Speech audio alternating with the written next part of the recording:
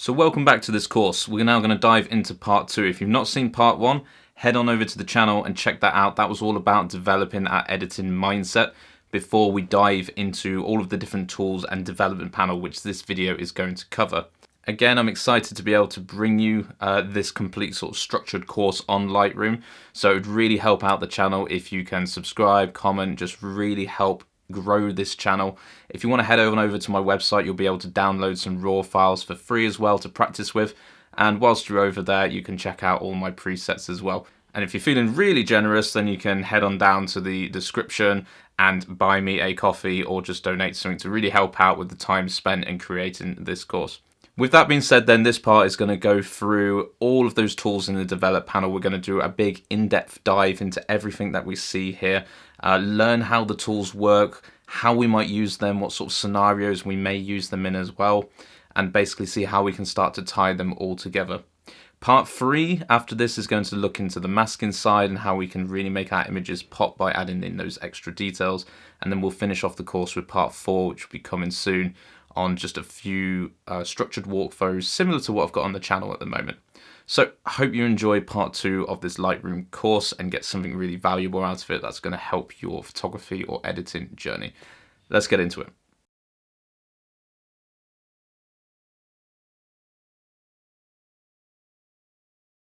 So now that we've talked about the editing mindset, let's move over into starting to look at the development panel. So once you've got your image open and you go over into develop, you've got this whole range of tools all the way down the side here. And each of the videos in this section is going to go over a different tool in depth on what it's actually doing and how we can use it. Plus maybe a few like creative things we could do with this. Once we've gone through this part of the course, we'll then put it into practice and show how we would use these in different ways to create different types of edits. And you'll have that at the very end of the course, which will hopefully help you out with the types of photos you'd like to take and edit up. So over here on the side with the develop panel, we're going to be looking at the basic one in this video. And you might have them all pulled in. We can move them around as well, but you can use these arrows to open them up and down. The one we're going to focus on though is the basic. Personally, for my workflow, I just like to have them all open at the same time. But you can at any point just right click above here and you can go to either show all, expand all, or collapse all. So it depends how you like to edit. Me personally, I just like to have everything open at any one time. You can also personalize these as well. If you right click and go to customize develop panel, you can actually drag and drop the order of these around. The one I would recommend with when we get down to it is to move your camera calibration, which will be right the way down at the bottom. Move this to sit with the colors at the top because those kind of tweaks go hand in hand. But if you like the way I do the workflow, please feel free to copy, but it is personalized to everybody. So let's get into having a look at the develop panel here. And we're basically going to work with the basic panel for this video. Now, the basic panel is usually the thing you want to start with. It's where you can make some very stylized decisions with the presence side. But most importantly, we're going to look at this tone one here. And now the tone one is where we can set a lot of the exposure of the photo. And again, it comes back to why I'd always say, don't just delete things in camera if stuff looks like a little bit too overblown or a little bit too dark. You might be able to save it here, or you could do some interesting editing things with it. So for example, I've chosen this photo to work with because it's got some really bright like highlight bits up at the top coming through the window, but it's also really dark down here. I like the layout of the photo. I like the composition here. So I'm going to see if I can work with it. I feel like it was all right exposed in the moment when I took it. The ISO was like higher than I normally would have for this type of thing. But as we're dealing with this panel down here, you want to really focus and look up the histogram to understand what exactly you are affecting. The histogram at the top then, we have these two arrows, and if I hover over them, you can see that my highlight area shows up really red. And this is your highlight clipping. And same with the blacks, this shows up some blue, which you can see down at the bottom. This is basically saying this has been either over or underexposed. Now we can actually tweak these areas with the sliders in the tone here, but it's worth knowing exactly what you're peaking out. You can have stuff peaking. It's not saying you need to remove everything that's peaking on your photo. It's just being aware that you may have lost details in that area. But for things like the sun, for example, should you pull your highlights and everything down so that you're not clipping on the sun? Probably not. It's the sun. It's the bright light source. You're not going to see any more details within that. But a quick keystroke for you, if you hit J on your keyboard, this will keep this up and you can make these edits down here on the tone until you get those to go away. You can then hit J again to turn that off. Once these are showing white at the top, they will be clipping. The white balance generally comes out as quite automatic, but we can go down here and we can choose to shoot and change this as well.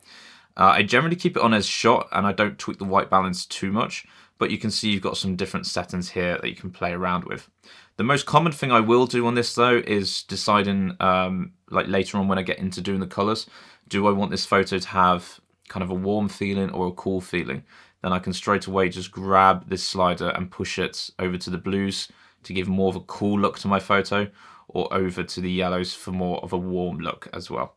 So that's something I don't generally play around with to begin with. I will just leave it until I'm starting to work on some colors. And another quick tip there, if you double click, no matter how far away you went, if you double click, that's going to take you back to the start. Another one to point out then is your profile up at the top. So you can see we've got a color in the black and white. Personally, I never use black and white. I like to just desaturate all the colors. That way I can quite easily bring some more color back in if I do want it to. But you can see we have a couple of different profiles as well. And as I toggle through those, each of those has a slightly different effect on the image. Again, personally, I don't tend to use these too much. I stick mine either just on colored a lot of the time. I know some people like to use the standard one. But I tend to leave mine just on the Adobe Color. Sometimes I will use the portrait one though, because I like how it just brings in slightly more detail. But yeah, as a rule, I generally just use the color. It's another one of those personal things where as you go through it, you might find you like a profile in particular for your style. Again, that's fine to use, but I'm going to use color for everything that we're doing. So let's look down at this tone bit here. Now I do have a master one for my exposure. As I pull this up and down, that's just a total exposure, but you can see that the problem here is as I pull that up, I may get more details in the books area around there, but it overblows this as well. So I can't really, using this slider, just bring up the exposure of a certain area. It's a global fix, which again leads me to think it's something that I will do after I've played with the highlights, the shadows, the whites and the blacks. Same with contrast here as well. It is a global fix. I can back off the contrast or I can increase it. Remember, when you are playing with contrast though, you are also playing with saturation. So as I bring the contrast to -100, I'm bringing my saturation right the way down as well. As I increase my contrast, you see those colors get a bit more like vivid. Once again, this is not the area that I would control contrast with. These are some global changes that I come back to at the last part of my workflow. The key aspect though are these four here. Now, if I go back up to my histogram at the top, I've got 4 different quadrants going on. At the very, very end here, you have what are the whites. So if I go and I click on my whites, you can see that in the histogram, this is actually lit up. And as I pull my whites, I'm pushing the histogram across. So you can treat that as like the very, very end. The side that's closest to that then is your highlights. Now you see if as I highlight over that, it's pulling up a slightly different bit, just lower down on the histogram. Again, if I pull that, you can see all of the highlights pull across. Even that peak that we got, it's essentially crushing everything, all of those brightest parts in the image, it's crushing it all the way down. This can be great if you've got some overblown areas. The shadows and the blacks then work on the other side. Your blacks, if I hover over that, are at the extreme end of the left. So if I push them and I crush the blacks like even more, I can pull this up and you'll see that the image, you're pulling out like a lot more detail. And this can be a way that helps combat sort of underexposed images. It can also be a way that combats if you've put a little bit too much contrast in, but you like the sharpness that you're getting.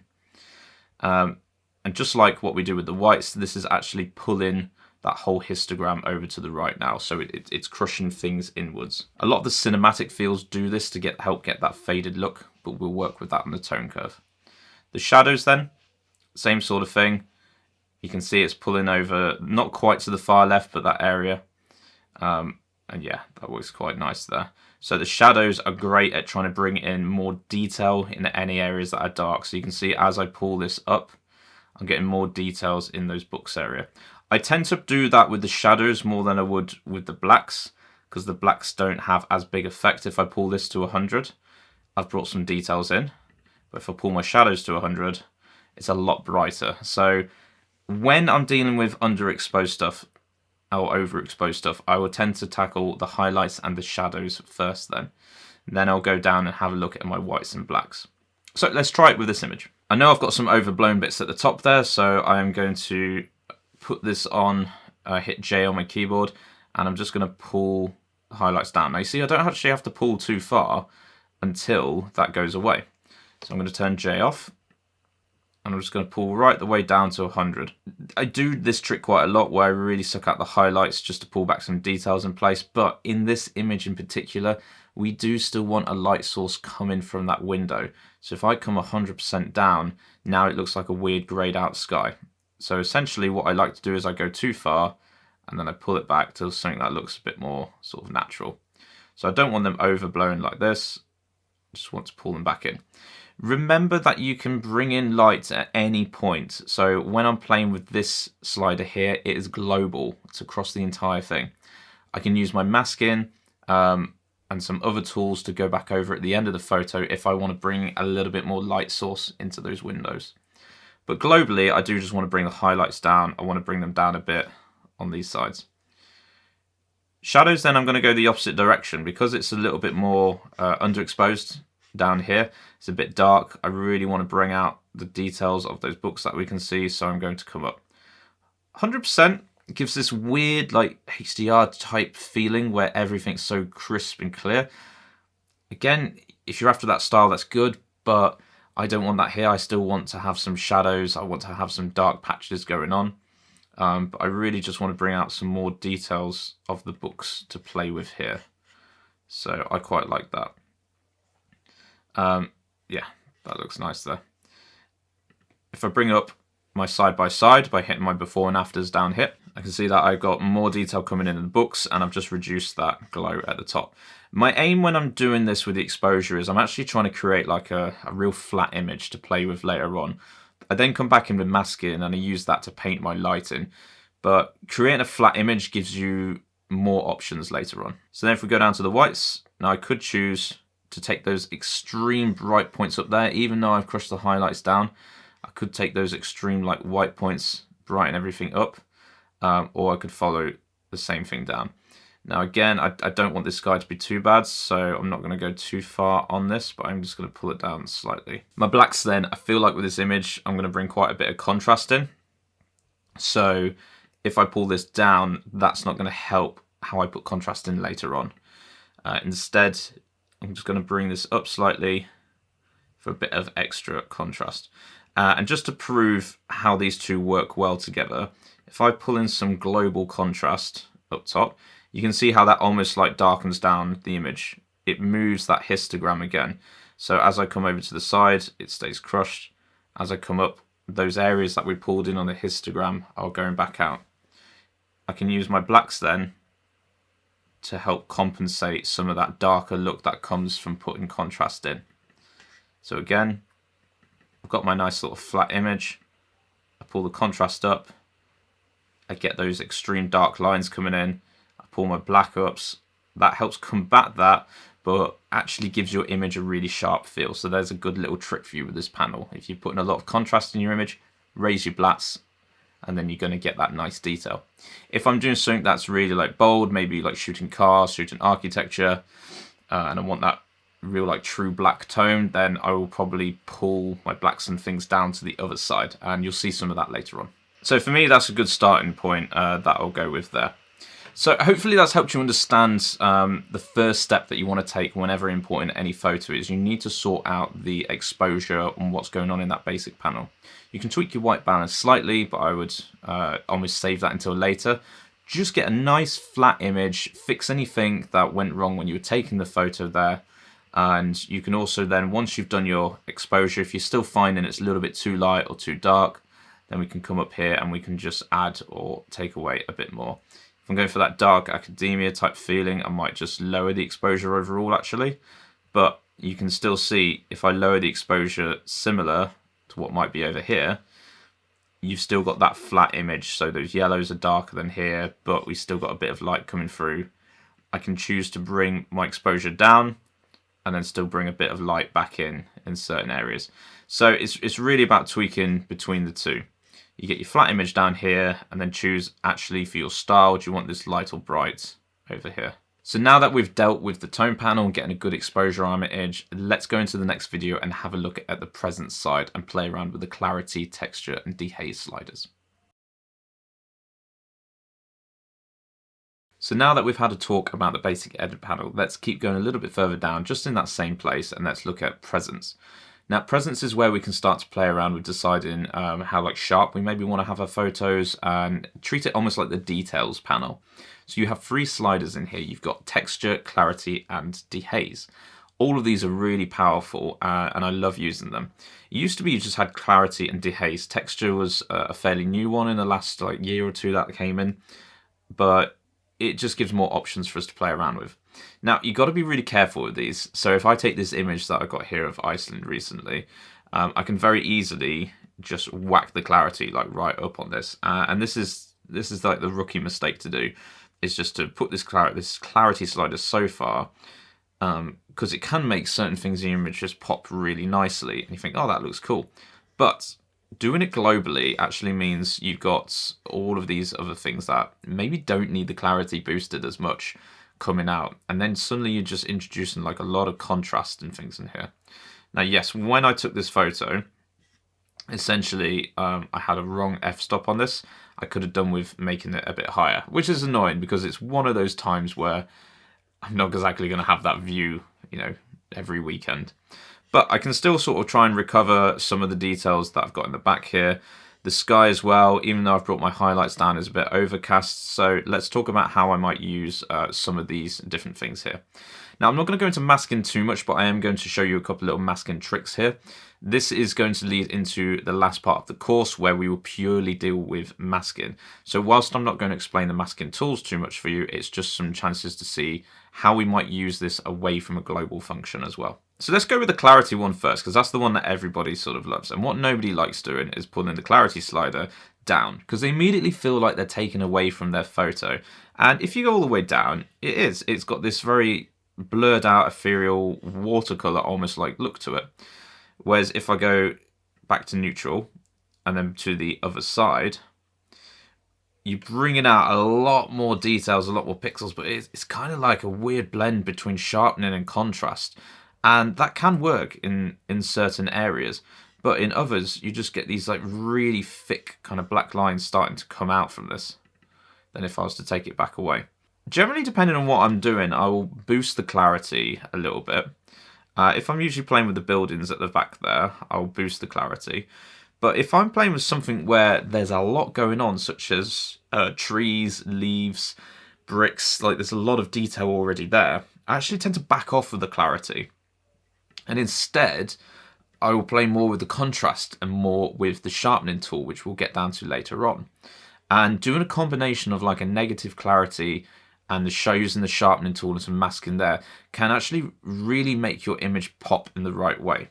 So instead of making everything sharp and putting the details on this all, you can actually make certain aspects, lines, tackle certain parts of your image and make it better.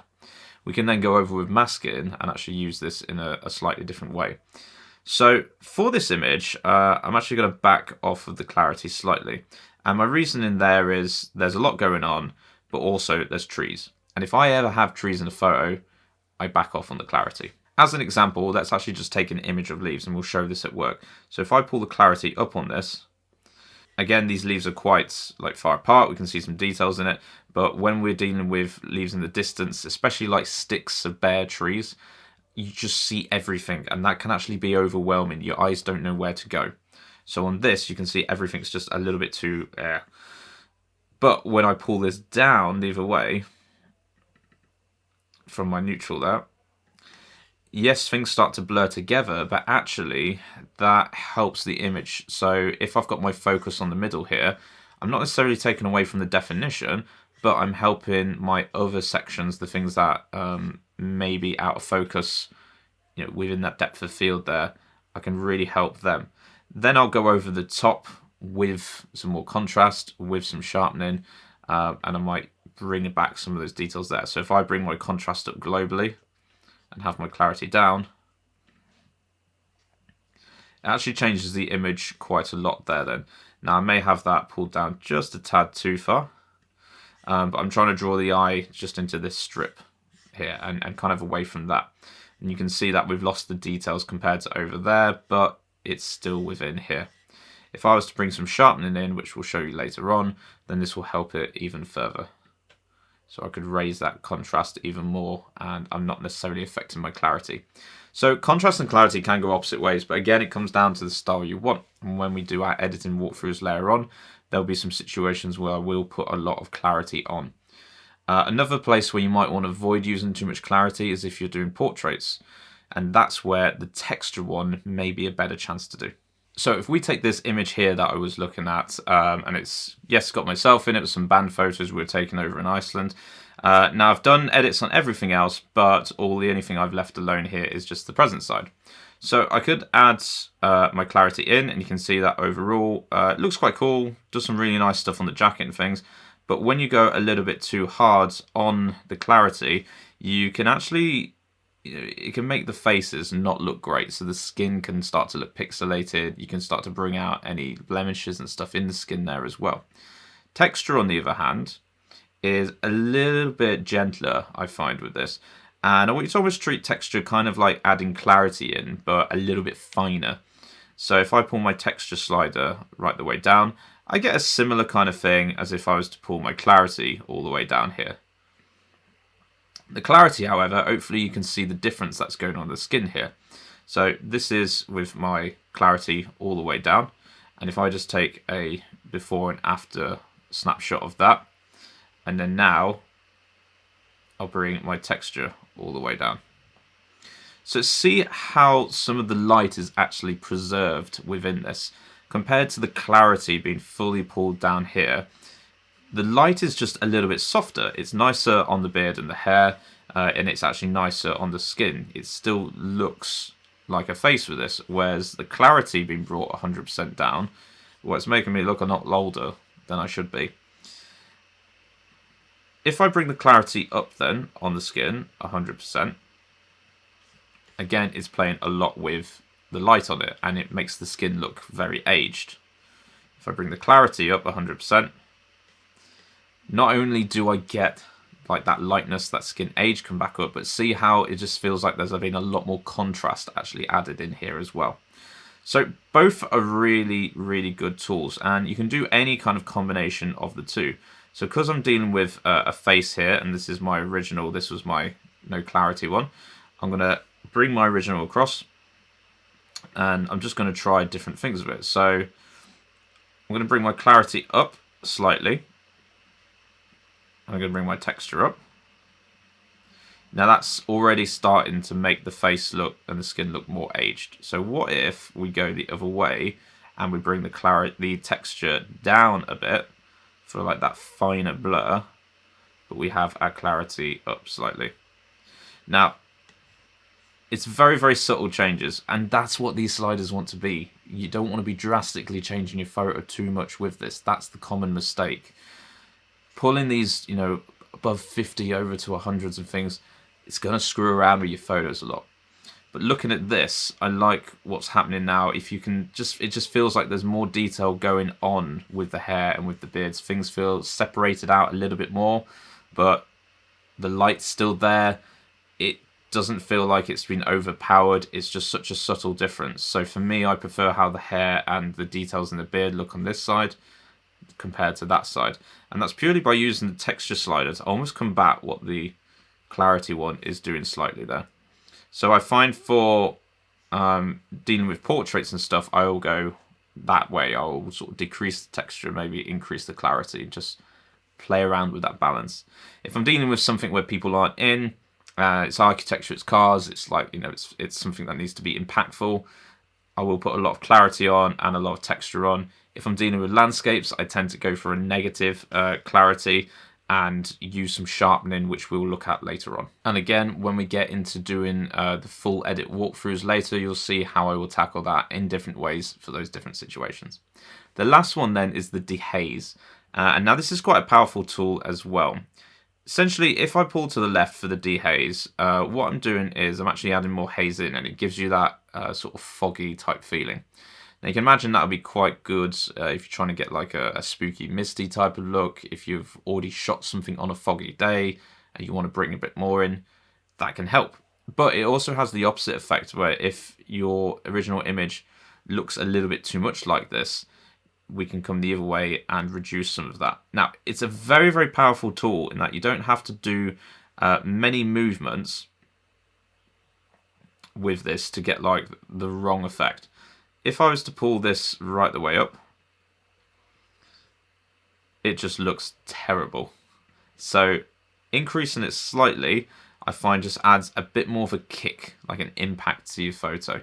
And we can see what it's doing up top to the histogram there as well. It's crushing everything over to the left where those blacks and shadows are. So you're essentially pushing your image towards the blacks and the shadows a little bit more. Where this works best, I find, is you put a little bit on, even if I'm doing cinematic stuff with the tone curve, and I'm trying to like get that faded look, I still actually use the dehaze. I very rarely actually go to the left side. I usually just put a little bit on the right for that impact. But where it works best is actually up in the sky to recover again some details. You can use this really well in combination with the highlights to bring back some details in some overexposed areas. So this isn't going to be a lesson over in masking, but if I select the sky, and we're just going to see what that dehaze does over there.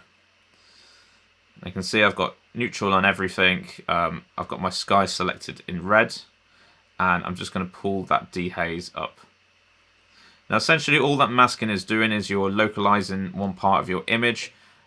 Loads of tricks and things we can do, and that will come later on in the course. But you can see as I pull this up, I'm actually darkening that sky behind our subjects, so that massive light source we had before it's just, that distraction's gone. Our eyes are pulled a little bit more into the people. Kind of makes the sky look a little bit more stormy as well, and I always love using this trick. So whilst the sky was very overblown, I can do a combination of bringing down the highlights. Remember, that helps bring some more details back in those like far light areas of the image. And then I can combine that with some dehaze just to push that whole sky area even further. So the highlights are kind of like bringing it down. That's bringing some more detail back in. And then the dehaze just squashes everything a little bit further towards the blacks and the shadows. And yeah, you can choose how far you want to go on this, but you can get some really stormy sky looks. Again, it's so easy just to go too far. So I'll generally go right the way up, and I will just pull it back until I like what I'm seeing. And that's the rule that I do with all these sliders. Go to the extreme, pull back. The eye's a lot better at seeing what it doesn't like into what it likes, rather than the other way, where our eyes can adjust very quickly and we can just keep adding and adding and then ruining a photo. So that's a quick walkthrough there on the present side as well. Hopefully that helps you understand those three tools. You don't have to use them in every photo. I like to generally use clarity on every photo, and I will sometimes use the dehaze depending on the situation. Usually I won't go globally on dehaze, I'll just go localized and I'll use it with masking. Texture I tend to use if I've got people in the shot. So now that we've dealt with the basic edits, let's have a look at dealing with some colors. There are a few different ways that we can work with color in Lightroom. We have the HSL sliders, we've got the tone curve, we've got the calibration, we've also got color grading down at the bottom as well. We'll go through all of these different ones, but the first place I tend to go to is the HSL sliders. These deal with colors on a local form, and what that means is if I'm to pull down one of these sliders, I'm purely just affecting that color in the image, rather than affecting pixels that are throughout the entire photo, such as what the camera calibration will end up doing. Also opposing to what the color grading will do, which is almost like applying a film over the top of your photo. So even though I might be tweaking and removing all of my blues from my HSL sliders and all the blues in the images, I can still have a very blue photo by applying it in the color grading. HSL sliders is where you're going to make most of your color choices though. Because they're on a local level, they don't interfere with each other as much. For example, if we take this image here where we've got sort of all of our different colors laying down the bottom here of like a purple, blue, green, yellow, and a red at the end. I've got nothing on the calibration. I've also got nothing on the vibrancy or the saturation down there. Now, yours may not look like mine. It depends how you like to use with this, but you could just toggle between the hue, saturation, and luminance. Me personally, I like to see like all of them at once. It just makes it easier for me to quickly jump up and down between the two. We could also just select like individual colors as well. Now, over here, what you've got, if you click this button and you go down and select an area in your image, and you pull that then down and up with your arrow, what this will actually do is pick the colors that are closest to it, and you can edit straight from there. So if you're finding you've got a problem color, maybe it's a skin tone and it's a little bit too red, you can click exactly in that area there and edit it. And you'll see as I pull this right the way down, yes, the green channel goes down, but if I keep going, my aqua channels goes down as well. So it selects all of the different areas. This is great for when you've got a color you're not particularly sure what's going on with. And you can do that across your hue, your saturation, and your luminance. So the hue is essentially pushing your color away from its natural state that it's been taken in to a different color. For example, if I've got my red, actually probably yellow is easiest to explain this with. If I pull this all the way to the left, I'm moving my yellows to more of an orange hue. If I pull this all the way over to the right, I'm moving my yellows over to a green hue. And you can see that really being affected by that yellow bar over here. But also notice that the green bar next to it is staying relatively unaffected there. And so is the blue. The red one, however, next to it, which has little elements of probably a yellow color in, is being slightly affected. So just be careful. Make sure you look at your whole image. The saturation then does what it says. If I pull it to my left, I'm going to desaturate that to my right. I'm going to add more of that color in place there. And finally, the luminance is how bright or dark you want that color to be. And this is often a neglected part of the HSL sliders. Now, you can get some really creative images from just playing around with these, such as in forests. You can possibly make the luminance, the color of the greens, quite dark, whereas you could make like the yellows and the oranges pop. So you're making your colors stand out from one another in a forest where actually there's a lot going on already. And we will have a forest image edit later on, and I'll show you how all this works. So let's have a look at this photo here then, which is pretty colourful. I'm trying to find one which has got a lot of colour going in, and there's obviously a lot of colour being mixed around in here as well, so it's quite busy. First thing I generally do with HSL sliders, and if I go back to my editing mindset when I'm thinking about colour, is decide what do I want to pop from this and what do I want to remove. I'll remove the colours I don't want, leaving what I want. I will play around with those. And then I'll go back and start to reintroduce some. Remember that editing photo is not always fixed in stone. You can make decisions here that you can come back and change later on.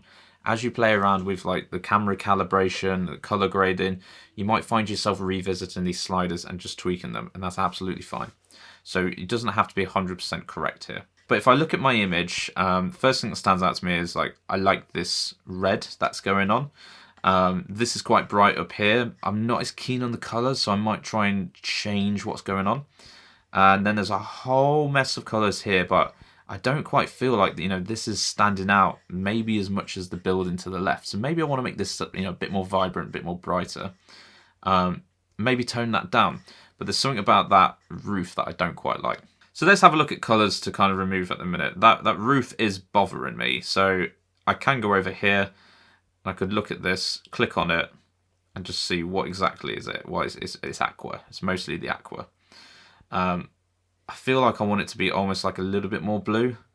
Green just seems a bit weird, but I like the colours that are going on with the blues in here, and there's a bit more aqua. So rather than raise it manually over this side, I'm going to first of all just pull my aquas a little bit more over to the blues.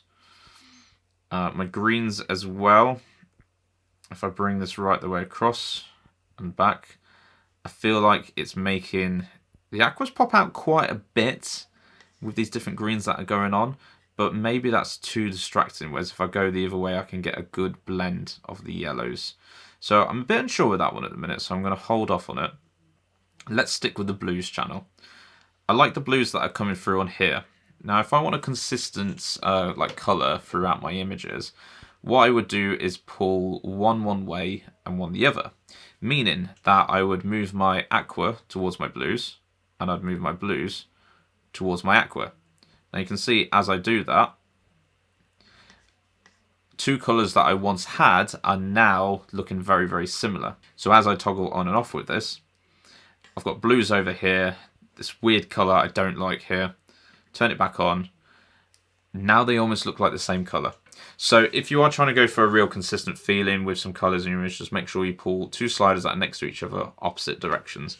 This is obviously very, very extreme. I still want a little bit of a balance in that. So whilst I'm really not a fan of that aqua one, I do want a little bit more blue colour in there and just slightly towards the aquas. So that looks pretty good. I'm going to try and do a similar thing now with the reds, the warm colours, the reds, the oranges and the yellows that are sat over here. I hate pulling over to the left on the reds. I hate this pinkish red that comes out of that. So let's have a look at the yellows first. If I move my yellows across, I can almost get a little bit more unified with the oranges. We can see where those yellows are coming in.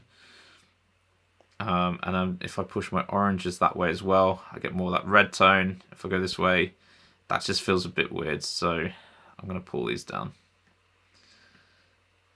Again, I'm kind of like pushing all of my warm colours into one place and all of my cool colours into another. And that's how I like to tackle these ones here. If this wasn't as a colourful photo, what I probably would do is, if I'm going for a real dark and moody style image, I would go for the saturation panel first, and I'll just suck out colours that I don't want there. But in this case, we've picked one with a lot of colours, so we're going to have to play with hues. So that's feeling alright. Let's just have a quick look at the green one then. So green all the way down, all the way up, and I'm basically just looking at which one do I prefer. Do I prefer those yellows in the middle here? Do I want to push my greens more towards the warm channel? Or do I want to push them a little bit more towards the cool? I feel like there's quite a lot of like cool stuff going on in here already. So I'm going to push my greens this way ever so slightly. Yeah, that looks nice. Just so I've got something standing out in the image. Now the downside to that is it's kind of affected that roof again there, and it's pulling it back towards a color I didn't quite like, whereas that was nice over here. So again, I may just pull the aqua even further in this direction, just because that aqua was more dominating color. Remember when we picked this, we picked that color there, that aqua was way more dominating. So I can move my aqua channel just to compromise for me pulling the greens this way to bring out those. So again, if I reset that back to where it was, and I pull my aqua down, I don't want to pull the greens this way because I lose my warm colours in that middle a bit, so I'm going to pull them over here just so I've got a bit more of a yellowish balance. It slightly affected this, so by going and picking and looking at my colours, I realise aqua's more dominating, so I can just move a little bit on the aquas even further, and that's going to have a bigger change. So it's all about just knowing where are the colours within your image. Finally down here I've got the purple and magenta, two colours I'm not big fans of. They can mess around a lot with skin tones and bits, but let's just have a look what we got, because we do have a little bit in this image. If I pull over here, I'm really unifying those blues again. Can take out some distracting elements, but I quite like some of these purples that are in here. It just makes it pop out a bit more. So I'm going to pull it slightly towards the red. And that usually means I end up doing the same decision with this one, but it's not got a big effect, that one. Let's pull it over here. And I'm only looking at these slight areas. If you're ever unsure of if the colour's in the right place, go down to your saturation and just boost it to 100. And then at least you can see the areas that's been affected, and that can help you make a better decision. So immediately, no, I prefer this over this side. And then I'm going to bring that back down. Okay, it's looking quite good, what we got so far. We're just going to toggle on and off. The first original image, again, I didn't like that green that was going on the roof. The colours are quite distracting on the building. We're just unifying that a bit more and making certain things pop out. Come down then into saturation. So now this is about, out of all those colours I've just discovered, what do I want to get rid of? If it was a dark and moody type thing, I would usually desaturate everything except for colours I would want to pop out. So if I was shooting an orange car, for example, in a city, I'd probably saturate everything except for orange and yellow and maybe blue, just to have a bit of a cool balance, just to fight against it in there. Again, you can see that later on when we do some full walkthroughs. For this though, I like that red, I think now. I don't know if it's still a little bit too bright, so I'm just going to pull it up and down. I'm using my eyes. Now, I am liking what it's doing, unfortunately, in the main building. But that's fine, because that's why we have masking. I can always go over this building with a mask, a brush, and I can desaturate the building, but keep the red pops in here. It's going to be way easier for me to mask this than it would be to mask that. So I'm going to bring a little bit in. I'm going to look further down. Is anything I want to suck out? I'm just going to go back down to these purples and see what they're doing. I think I quite liked when we boosted that up. I did actually quite like them popping out slightly more. So let's do that. Now the one channel I wasn't a big fan of was that green channel. So you can see when I pull this up, it's very, very, very distracting.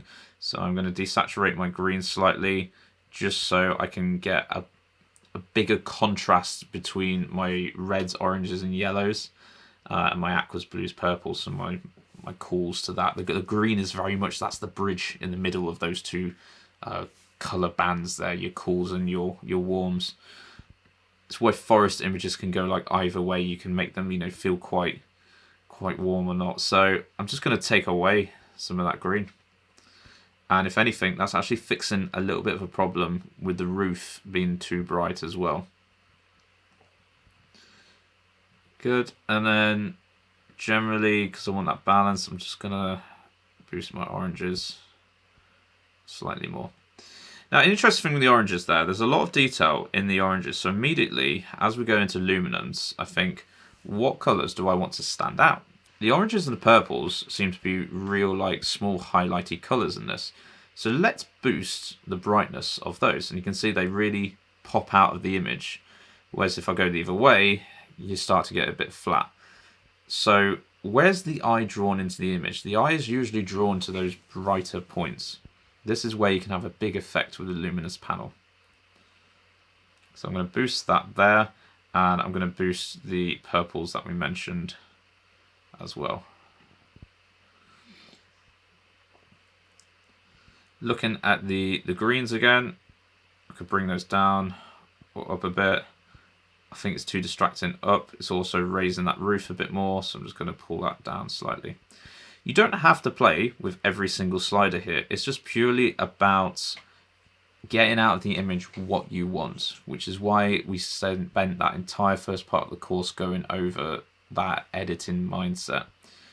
Because if I go into this not knowing what I want to do, there are too many colors here for me and I'm going to be overwhelmed. I'm going to be going back and forward and not know. So it's a really good example, this photo. Okay, and I'm going to toggle on and off. I can see it's a big difference. I almost can't even believe that was the photo we started with, because it just doesn't look right. This looks right now. It just feels a little bit actually more natural, which is strange because this was the natural image. But that's the power of using the HSL sliders. A lot of choice here, a lot of ways to go wrong, but make sure as you're going through it, understand what you want from the image and try and get that nice balance between your warm set of colors and your cool set of colors. You'll see this in action a lot more as we go into the full editing walkthroughs later on in the course, but hopefully that's helped you out. Have a try on some of your own photos with this, and then we'll go on to have a look at the camera calibration, the tone curve, all of these other ways we can just tweak our colors a bit more beyond this area. Remember, this is not set in stone. It's not the final point of your image. I've done nothing else to this image color-wise. all I've done is I've not even put in actually any exposure. Nothing's been done here. Now the curve tool is really powerful in Lightroom and often used wrong or ignored completely, and instead a lot of people dive for the basic edit panel over here. What the curve tool is essentially doing is allowing you to control contrast across different parts of the image. So what the contrast tool over here is doing is basically applying contrast to the entire image. So if you look at the histogram up at the top, as I pull all the way across here, everything's flattened to the left there. As I pull this way, they're kind of leveled out a bit more. And you can already see this sort of faded to really defined look. But when you're dealing with the contrast, you're also actually dealing with saturation. As you're pushing up the contrast of something, you are pushing up the saturation as well. And that might not always be wanted. Now I tend to avoid this slider and I try and get all of the contrast edits out of using the curve tool or the basic panel. So let's go down, reset our curve tool that we've got going on and see if we can get this faded look. So here's the curve tool down here then. Now, if you're just using it for the first time, it may be defaulted up to this one. And as we move through it, we can make certain changes to go through them. We got the parametric curve, we've got the point curve here, and then we've got the individual colors. So this is going to be dealing with all of the colors, everything that's in the image. This is going to do with certain channels. And you can see as I've gone through each of those, there is something on them all. If I toggle the curve off, you can see the big change that it's made to the image. It's not only just taken away some of the definition, it's flattened the image out a bit more. It's also taken away quite a lot of the color in it. If I turn this back on, you can see we've got this blue tone that's just snuck its way back in. So the curves is not just for dealing with contrast. We can actually start to create some colors and create some different styles in here. But we want to try and get this cinematic look. So let's have a look at how we might do that. Going to come onto here then, and I'm going to reset everything that we've got on this. There we go. So first thing I'll do then, I'm going to deal with the actual curve itself. Now, the standard thing to do when dealing with contrast is to make 3 points and kind of make an S curve. And that's with your shadows being down here and your blacks. As I pull that down, I'm going to darken those bits and I'm going to increase kind of basically the point between the two of them.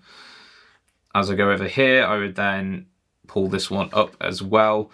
And increase sort of some of the contrast up in the highlights there.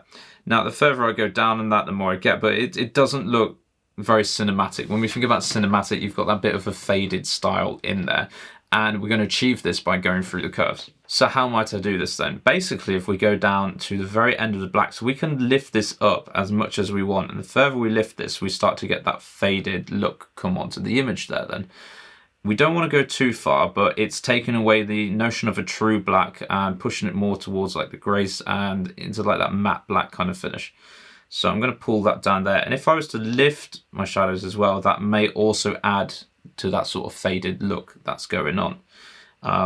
There's nothing wrong with actually pulling some of these down like this, so I do get some of that contrast in the shadows, but lifting the blacks at this end.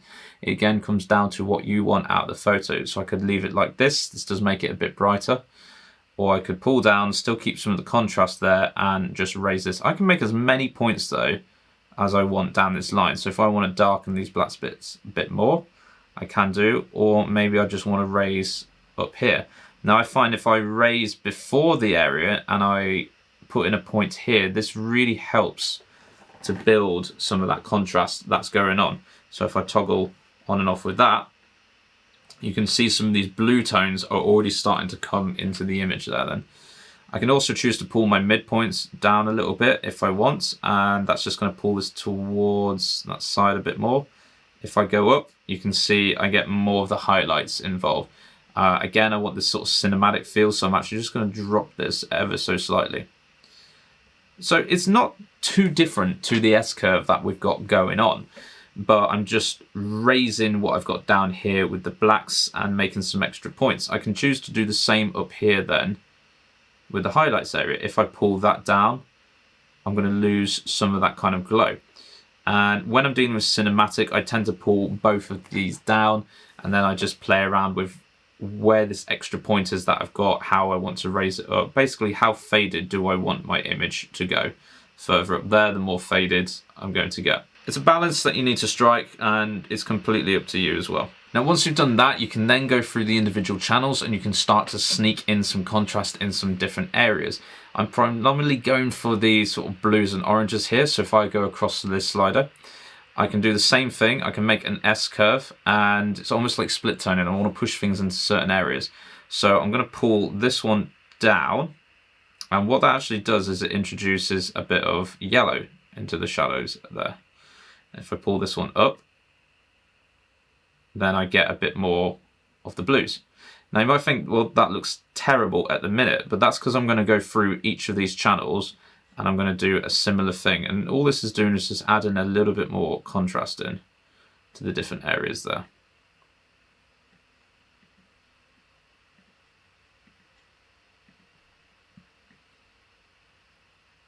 So you see that one's made the biggest difference because now I've gone across all three of the colors. So you can get very creative with this, but it takes a lot of playing around with. If I want to get more of that sort of deep green feel there, I can pull this down a bit further. Again, I can make as many points as I want with this. So maybe I want to go for that really dark green feeling down at the bottom there. And I want to take away from it in the highlights. Point is, you can do a lot and you can get, yeah, very creative with all these aspects. They require going back and forward and doing sort of a lot of tweaking until you kind of get the color in a place that you're happy with on things there. And then you can always come back to this point here and start raising and lowering things. So maybe now that I've introduced that extra contrast in, maybe now I might just raise these points and get that extra sort of faded feeling. Basically what I'm trying to say is as you go across each of these channels, you will find yourself having to go back and just make different edits, and that's absolutely fine there. It's about getting that final image that you want as you toggle on and off with it. So I still like the mids like lowered, I think, a bit there. I'm not too keen on them shining out because I want that faded cinematic look. But I did raise these a little bit more. I quite like this. It's like a sort of deep green blue tone going on in there, which is really great. The final thing I'll do is I'll come over to the, I cannot say this word. Why can I not say this word today? The parametric.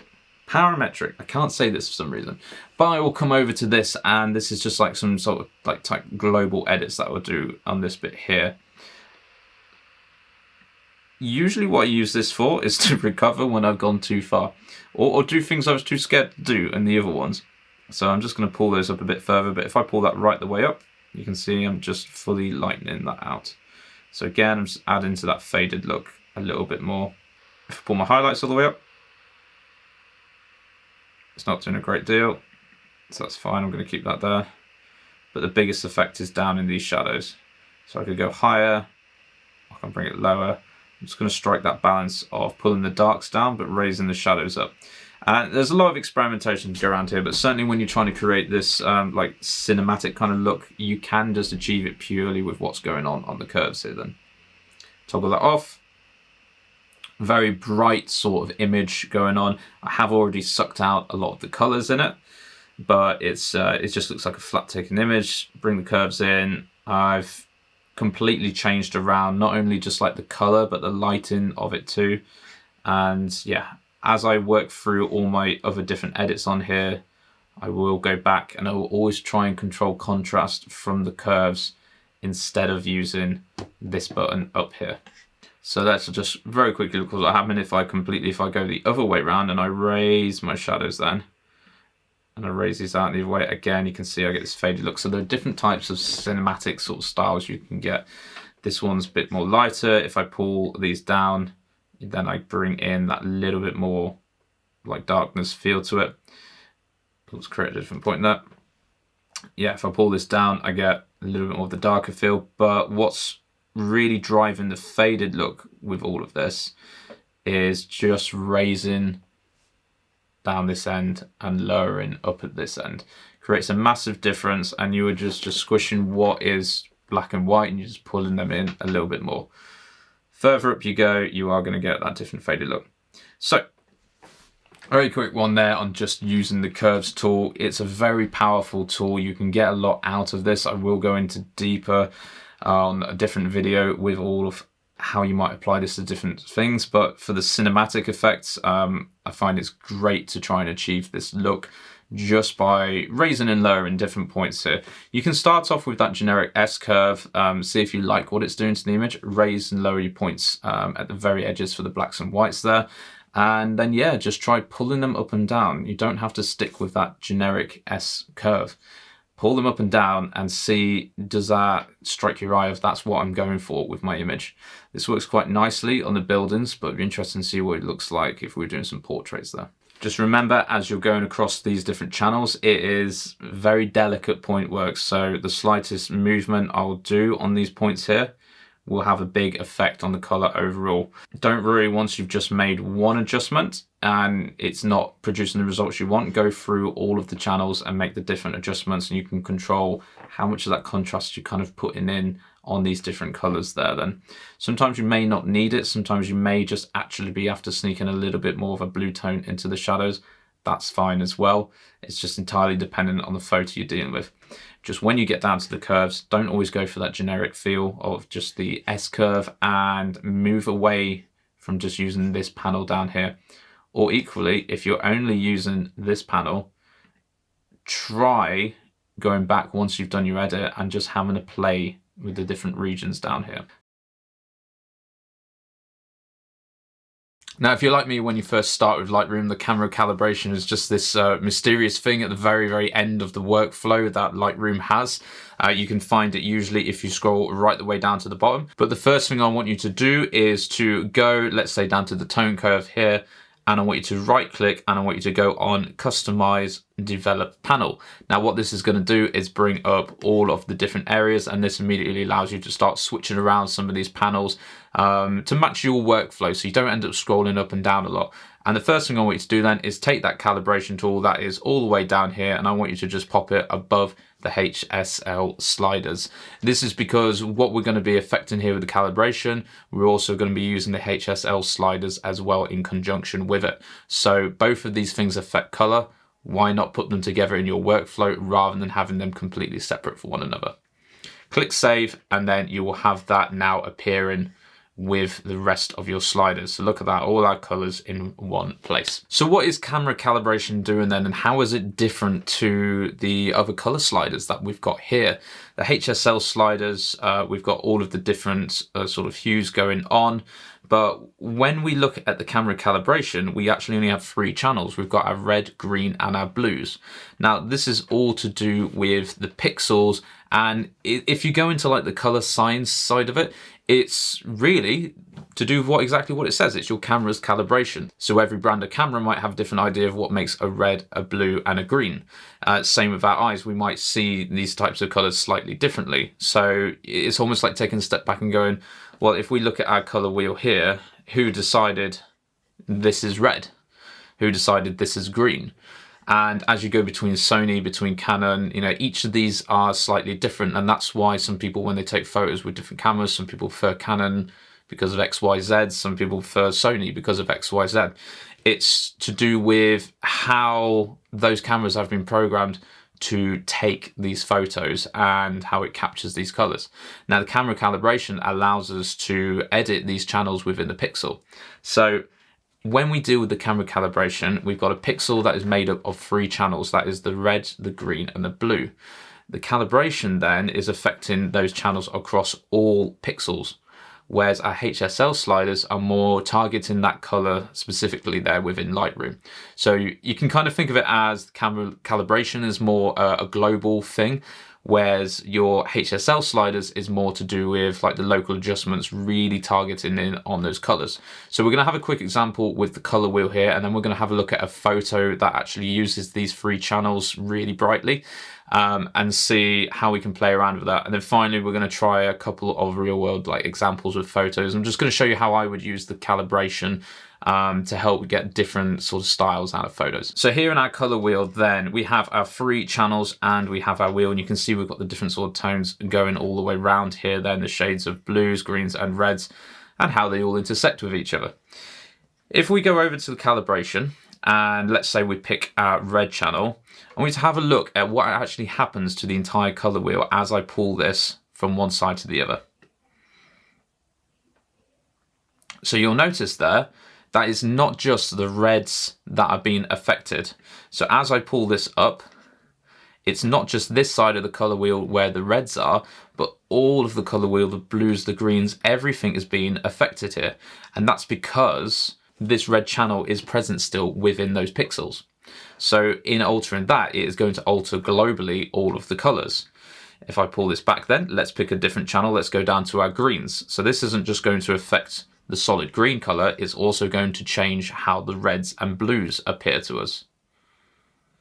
So you can see as I pull over to this side, our reds get that slight tint of orange up to the top there.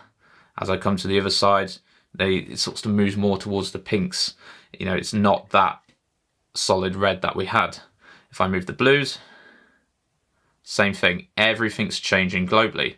Now, interestingly, if I go down to my sliders and I just move only the blue slider, have a look at what it does to the color wheel, but also the channel here. So notice that the red and the green channels are staying the same. And also on the color wheel, the only bits that are being affected here are the ones where the blues primarily sit within the color wheel.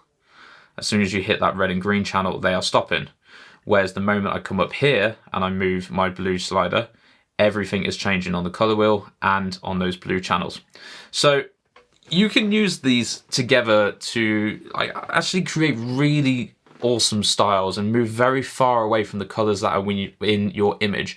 And that's how I'm going to show you what we would do with one of my photos later on. But let's just have a look at how this is going to affect a photo that uses the red, green and blue channels. So here we have two parrots then, and this is the only kind of photo I could find. It's one that I took recently. And it's got, as we can see, red, greens and blues going on here. So we have our two parrots. Let's call them Hank and Denise. Why not? Now, as I change the calibration on Hank and Denise here, if I pull my greens across and I go more towards that yellow, you can see it's also affecting the reds. So those reds are actually getting a little bit duller, and that's not something I might not want. And if I pull to the other side, you know, the greens are going quite, well, it's just got that sort of teal, it's a bit more bluish kind of into the greens there. So again, you know, neither of this maybe looks too natural like that. I don't like the greens, don't look natural over here. If I try moving the blues across, so I can make those blues go a really sort of nice shade of color there. But you can see as well, this is affecting the rest of the picture. So now the greens have gone slightly. So as you're working with the calibration here, you got to be aware that you are changing colors all over the place. But this is where you can almost like save them with the HSL sliders. So let's have a play around with those and let's introduce some of the HSL sliders to see if we can locally recover the colors that have been affected. So if I go up to my calibration and I'm going to pull these greens down because I want to have a little bit of a yellow tinge to it, and I quite like the greens of the feathers that are coming out now on Hank and Denise here, but I'm not keen on what's happened with that red. Now, if I go up here and I start trying to move the red slider to recover that, you know, I'm going to start affecting other pixels in there. So instead, I'm going to pull that green to where I like it.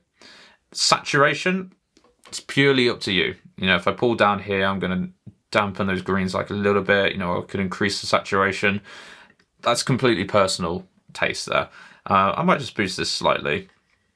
But now I want to fix my reds without necessarily affecting the green color that I've got going on here now. So I'm going to go down to my hue slider for the red, and I'm simply just going to pull this across a little bit until I get that nice sort of bright red in. So instead of that orangey feel that was there, you know, I'm not after full on pink, but I'm just pulling it to bring that back almost to similar what we had it going on before, but now we have a change in the greens.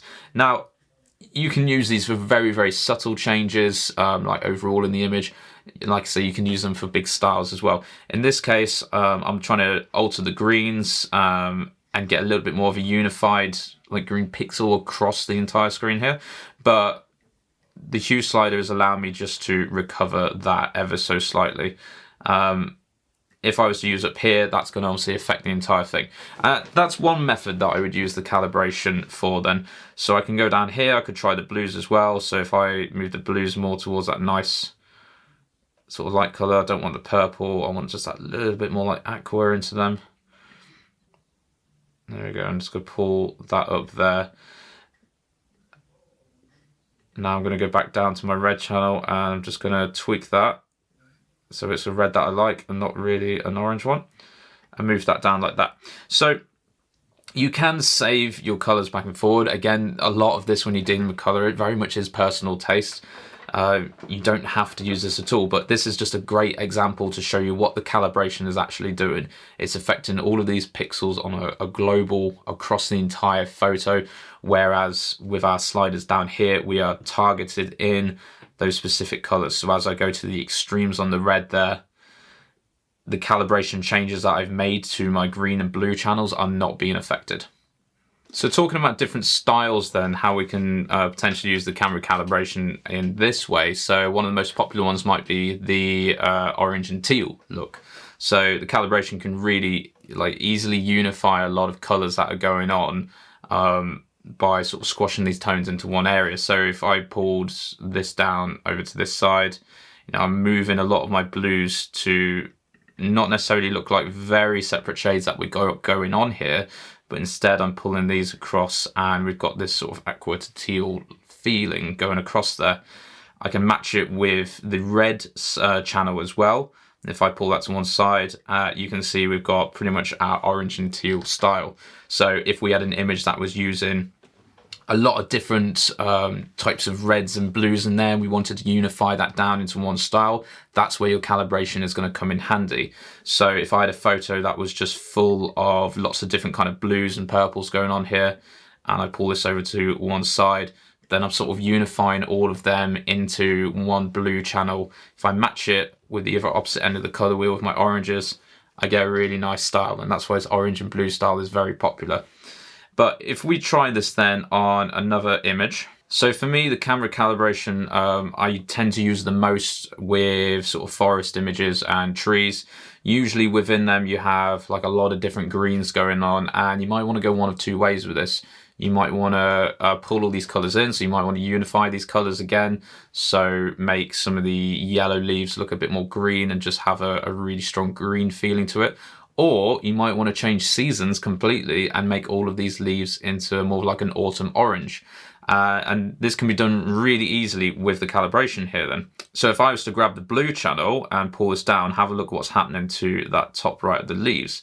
It's automatically shifting the color of these then. So let's zoom it closer and go again. And it's pushing them more towards that autumn feeling. I can do the same up here then if I pull my red channel across. That gives me a bit more of a yellow, probably not something you might want. For me, I want this to be a bit warmer, but maybe you're happy with how that's looking. We've still got like some greens going on here, but let's just take that as a starting point then. So we've shifted these to completely to the other side, to the extremes, and that's pulled away the colors of this. So now I'm going to go down into my sliders here and have a play, see if I can make these new colors that I've introduced into the image just match what I want a bit more. So if I pull my yellows more towards my oranges, if I go all the way, then again, I'm starting to get that nice orangey like feeling from it, that bit more of that autumn vibe. I can do the same up here. I can pull my oranges into the reds ever so slightly more. And then I can always look to tweak this with the saturations and find the balance that, you know, I'm really after here. Maybe that's a little bit too orange now, so I'm just going to back off on the hues a little bit. With the greens, you know, I can shift this, the last of the green in the image, across to that side as well. And I can choose to kind of suck out a bit more of that. So it's a very quick one, but this is something that I do quite a lot with my landscape images. For me, when I put this style of calibration onto it, I get this really big like fantasy edit from there. And you'll see that a lot in my images, but as I zoom in, you can see these greens are now completely changed into this sort of shades of autumn there. It's not always 100%, but I like what's going on, and you can see up here this has had like quite a big effect on the blues as well, so you might want to go back and tweak what's happening with the blues. For me here, I might just suck out the blues completely. Rather than having a blue sky, I might just go for a bit more of a colder feeling because it was too distracting, that colour up there. So you got to be wary that, because it is a global fix, you are going to change certain things that you don't necessarily like about the image, but that's where you can use what's going on down here to recover it. Let's reset that then, and let's try and go the other way. So let's say we want to unify our colors a little bit more. So whether it's like the blue, the orange and teal style. So if I wanted to unify this, I might grab my green primary and pull it more over to this side, and you can see that's removing some of those yellow tinges and just unifying the colors a little bit more. If I pull my blues as well, that's adding to it. So now everything just looks green, basically. I can come back down to here, and push that even further. But that's already going to done a good job. Now, you might want to do that. To me, that just looks a little bit dull on the color side. Like, I like to have a little bit more going on, but there's times where you might need that. You might need to just suck out some things and just unify the colors. And that's the main thing I use the calibration for here, which is unifying colors together or trying to completely change the style of a piece. Now, the interesting thing is, if you can settle on some calibration settings that work really nicely. So for me, I like these oranges. I apply that a lot to my images. That starts to become your style. So you apply that to every image. You're no longer just dealing with the calibration that you've taken from your camera of saying, this is what your camera believes these three channels should look like, red, green, and blue. Instead, you're now saying to your audience, this is what I think these channels should look like for the red, green, and blue, and this is my style. So if you're in that kind of early area of like editing and you're still trying to discover your own style, I'd highly recommend playing around with the calibration. See if you can find a good kind of like color theme that works over the sort of photos that you take, whether that's landscape, streets. Save it as a preset and then start applying it to different images. And tweak it from there. And that is a great way just to start finding your style. Remember, you can go to the extremes on these. I find if you go to the extremes and pull backwards, it's a little bit easier on the eyes than just building it up. That can very much trick your eyes. And if you ever want to save your colors, you always have the HSL sliders down here. But make sure you whack the two of these together, because you can see I'm very quickly going between the two. You don't want to have to be scrolling all the way down to the bottom of your workflow. So I want to go over color grading today, and I'm actually going to split this into two parts. So this video is going to be more about the theory side behind the color grading tool and what you can do with it, and then I'll do another video on its practical application on how you might use the color grading tool to get certain desired effects within a photo. But first of all, what is the color grading tool? So if we go into Lightroom here and we scroll right the way down until we get to the color grading tool here. Now this will be the layout that you usually see, which is you've got three circles. You've got your midtones, your shadows, and your highlights. And you can access this by going up to the three circles button at the top. But if you were to go across between these, you can now open up each one individually from your shadows, your midtones, and your highlights.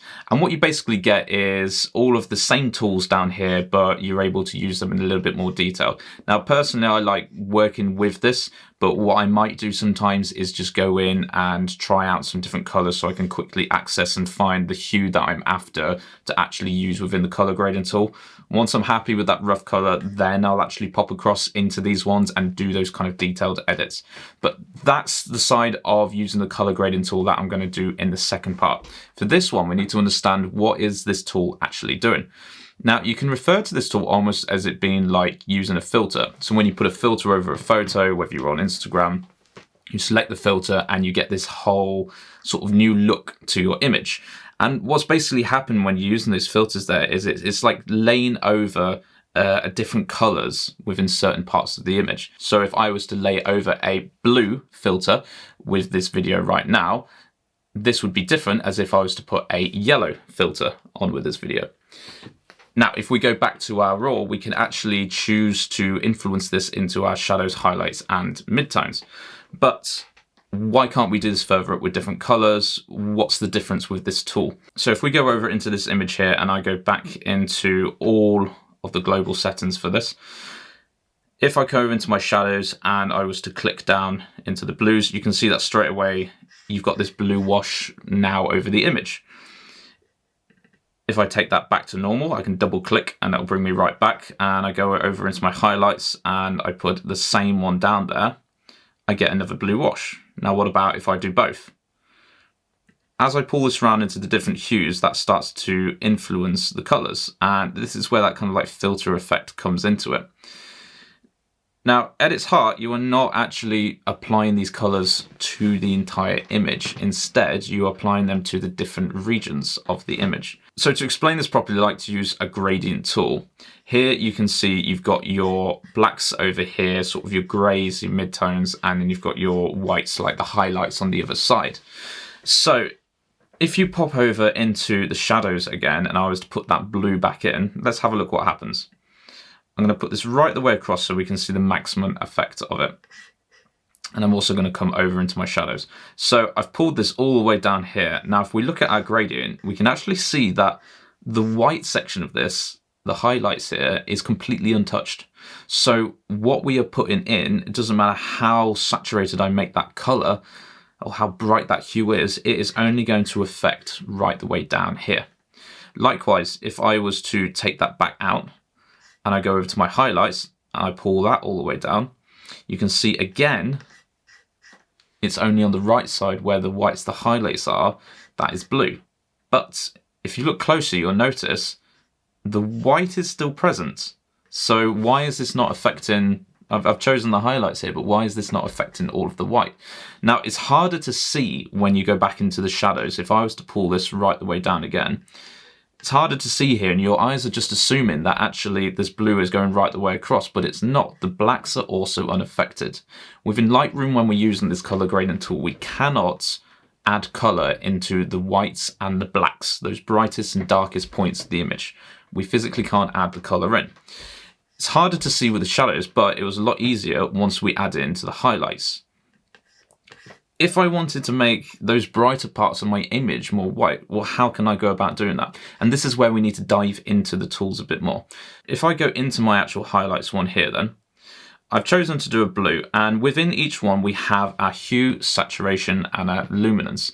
And this is basically mirroring the panel that we have up here with the HSL sliders. So up here we have the ability to manipulate our blues, the saturation, and the luminance of them. So if I was to add in my color gradient some blue here, and I go up to my blue for my hue,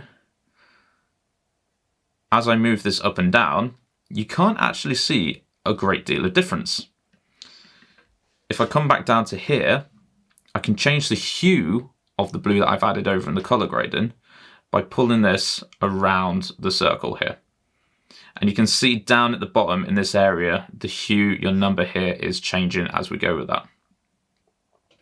Now, next to it, you can see the saturation marker, which currently says 100. If I pull this in closer towards the circle, that marker goes down, and you can see that less of that color is applied. So your saturation is determined by how far you go away from that middle point there. So if we leave that over at 100 at the minute, because that's still not changing anything about this white side, where that's going to come into effect is the luminance. So the luminance is just your brightness of the color. If I pull this all the way down, what we're essentially doing is we're pulling those whites down into more of a gray. And gray is where the color grading actually adds onto. So anything that's gray, the color gradient will work. We've still got that defined line of saying, hey, this is the highlights over here. But now, because I've reduced the luminance, you can see the white now has the color grade effect in it as well. If I pull this right the way up though, then we see that the brighter parts of this image come across more, and we actually don't have much being added on. So if you've got an image like this where actually there's a lot of black and white going on in there, some really kind of defined dark and white points, this is where the luminance is going to become key. So if I go back into my highlights and I add in some more blue, and I'll just go 100% again so we can see that. Now you can see that over here, the white buildings that we had before have now got that blue tinge to them, but some of the brightest points, perhaps like the sky up here, doesn't have as much effect in. So now if I reduce the luminance of that, let's have a look at what happens up here. You can see that sky suddenly goes quite blue, but as does everything else in the image. So I'm also reducing the brightest points Now to find those brightest points, if I boost it up to 100%, I can still see there's some bits up here, the window up top. But if I bring that again down now, this is not an edit I would do, it's just to prove a point of showing you that sometimes you need to be aware of what is the brightest and darkest points in your image. And that kind of editing you're going to do further up. But this slider is great for just bringing in that touch bit more if your photo has too many whites or too many darks in. So if I go the opposite side and we look at the shadows, I can already see there's some darker points drifting down here. So I'm going to go add some blue into the shadows. And as I pull that down, it has the opposite effect, because now I'm making it darker, I'm actually reducing the blues in there. So I need to go the other way. If I come the other way here, you can see that the darkest points have now become more of a grey. They look a bit more washed out, but we can see that colour grading being added in a bit more. So those are your three different things that you have to use then. You've got your hue, your saturation, and your luminance. So if we go back over to our gradient then, we've got a couple more tools down here just to have a look at, which is your blending and balance that we have here. So let's put two different colors into this. Let's go with one color in the shadows and one color in the highlights. And when it comes to choosing what colors you're putting into your color gradient, you can go with color theory.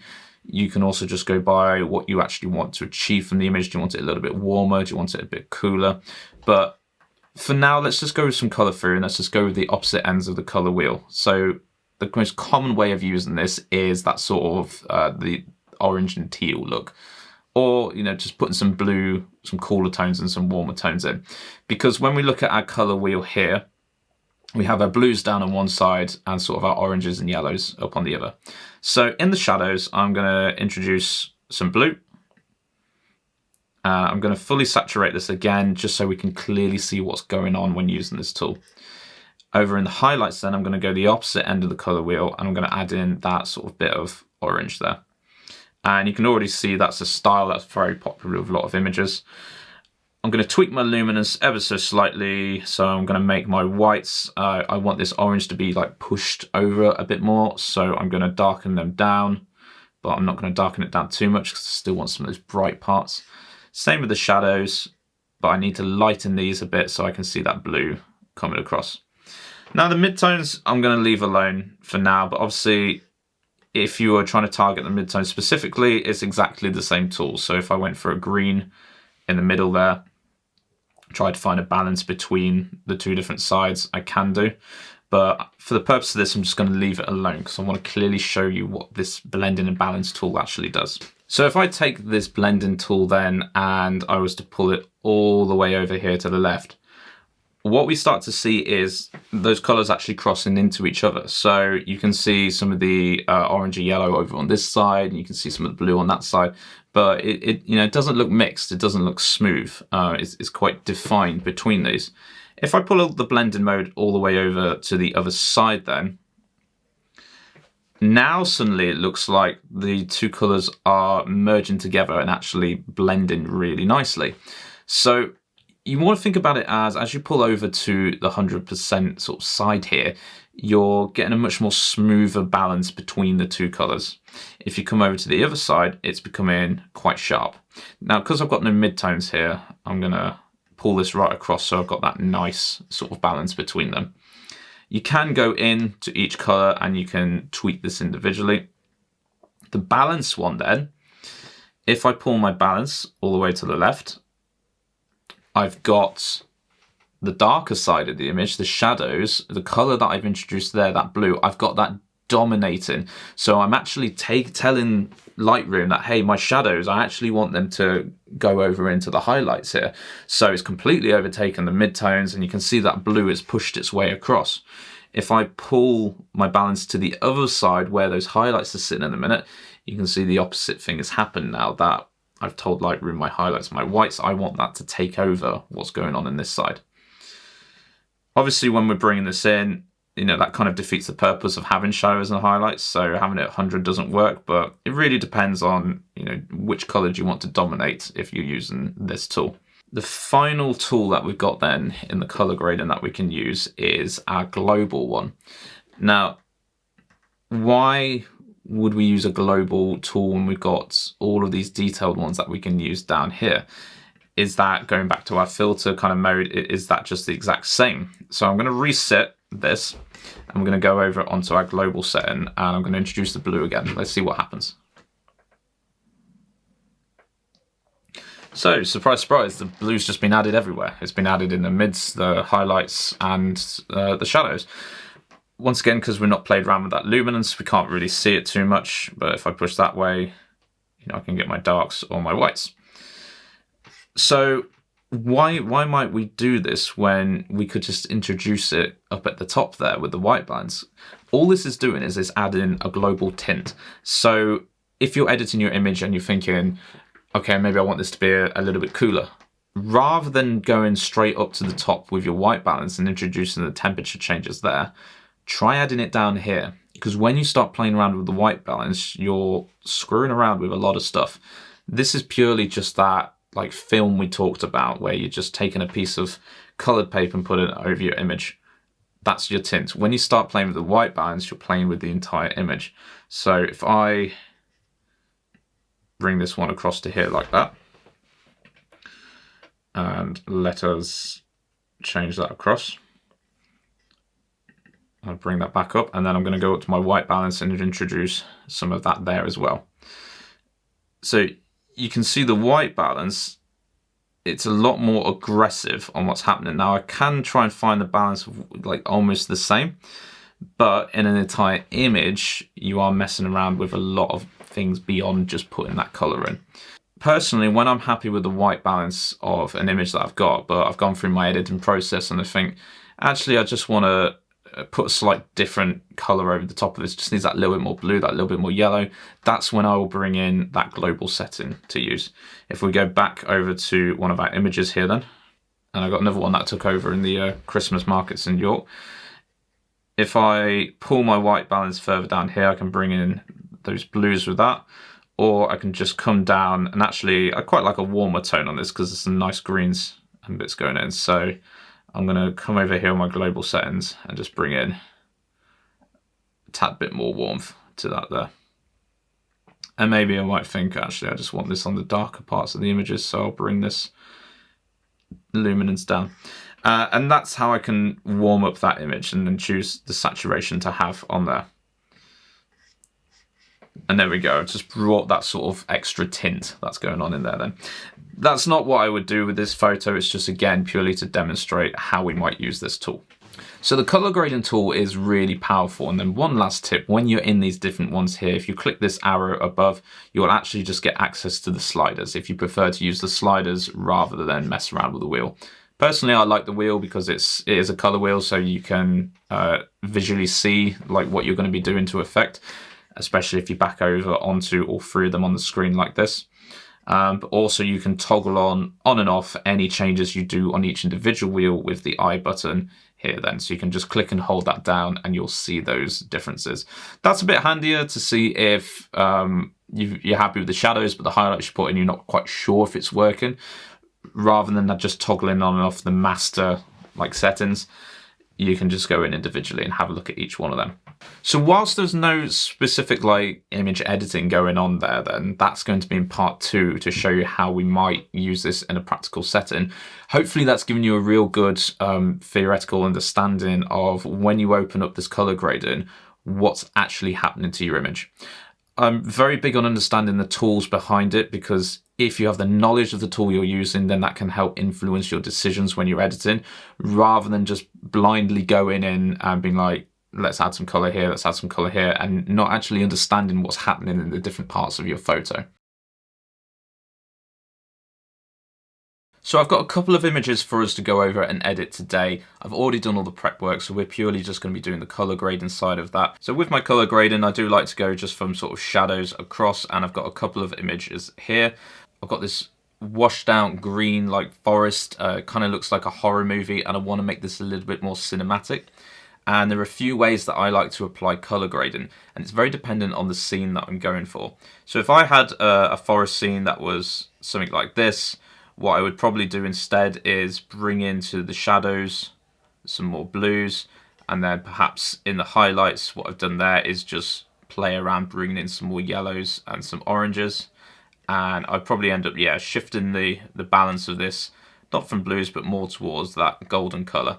So usually if I've got a really bright forest scene where there's just too many greens going on, and I wanted to bring in some other colours, and I couldn't quite get it with the calibration or the HSL sliders, I'll use the colour grade. So as I toggle from this, you see this really nice green scene, and then it just brings into all the highlights these orange tones. Almost looks like you've got this light source of a sunset or a sunrise over here just coming through the trees. For me, that just adds more depth to the colour, makes the image more interesting, a little bit less flat. But the one we want to edit then is this one here, and I'm going to go for more of a cinematic look with this. So for a disclosure, let's have a look up top first. I've done basic edits, introduced some contrast as well with a tone curve, but I couldn't quite get the blues that I wanted, because if I go down into my HSL sliders here and I bring that blue right the way up on saturation, you'll see there's not much difference. There's just this little tone going on off to the side here though. But I'm going to bring that right the way back down.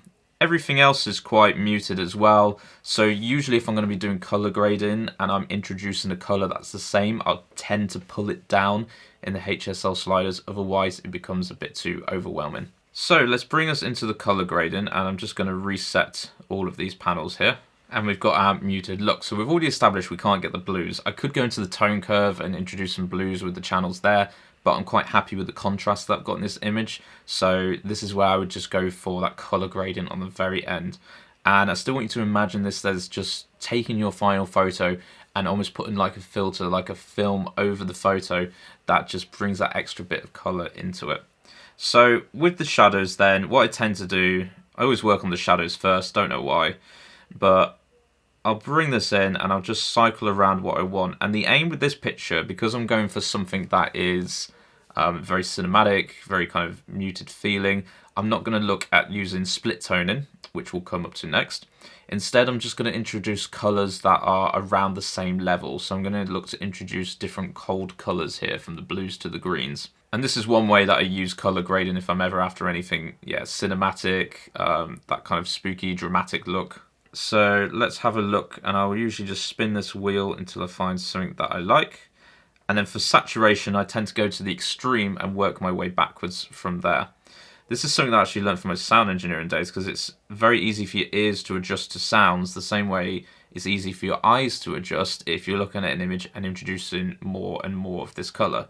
If I go the other way to something that already looks bad and come back from it, it's easier to find that place that sits a little bit more natural.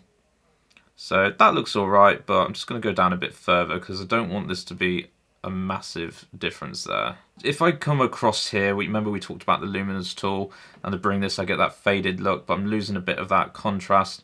Instead, I really want to push this over to the far side with the blacks and the darks, so I'm just going to pull this down as well. There we go. And let's just toggle that on and off first of all.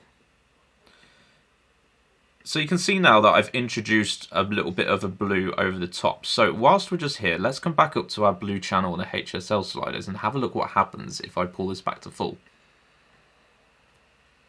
You'll notice there is no difference at all with what's going on around here. So even though I've introduced some more blue into the image, by increasing the blue sliders, is not actually affecting my blue in the colour grading. Instead, this would affect anything that's blue in the image, which will come in handy in our next photo. So I'm going to bring this back down, and my blue saturation is purely controlled from down here in the colour grading instead. So let's go over to the highlights next. I'm going to come back to the midtones, and I'm going to do the same sort of thing. I'm just going to introduce some saturation, and then I'm just going to go around this. So that's a little bit too aqua-y. It's got too much of a purple tinge in the sky, so I want to sit like roughly around, yeah, the same place. I quite like that. Maybe a little bit too much aqua there. So I'm going to back off that saturation, because I just want a bit of a tint in that sky. I want most of my blues to be more in the shadows than actually in the highlights, because you see that just makes the end of the road just look really unnatural. So I'm going to pull that back. Yeah, it looks quite nice there. And same with the luminance again. The sky's quite bright, so if I bring this up, I end up brightening my sky quite a lot.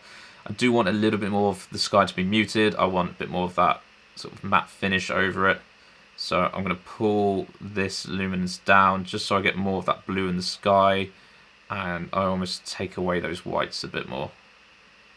If you're not sure on any of these tools, please, like I say, go back and rewatch the first video again, just to understand the theory behind them. So let's toggle on off. Looking good so far. Really like this. I'm just going to introduce a little bit of midtones here, and I really feel like maybe not have some more blues. I feel like maybe just bring in a bit more green into this side.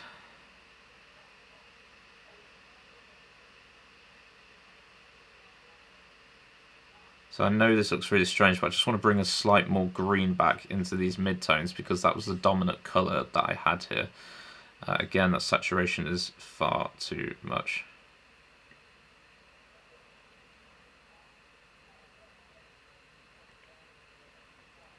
And let's bring down the luminance of that as well. There we go. So it's just to hit these greens a little bit more, and I quite like what that's doing. If I just want to see what the midtones are doing, I'm going to toggle the eye on and off. So you can see it's just, I like it. It's just added that little bit extra punch to the image. Kind of gives it that green washout in the blues, but I like what it's doing down here. To me, it feels like it pulls the image together a little bit more. You might not like it, but this is very much personal taste with it. Whilst we're on this image then, let's have a look at how we might get the different styles using the calibration. So I'm happy with what I've got now on the color grading. Let's go onto the blue channel with the calibration, and let's just toggle that from one side to the other and have a look at what's happening to our image now. So we suddenly have a drastic difference going on here, and that's because you've got to remember the calibration affects all of the pixels in the image. It's not just targeting the blues in particular when I'm doing this, it's targeting the blues within each of those pixels.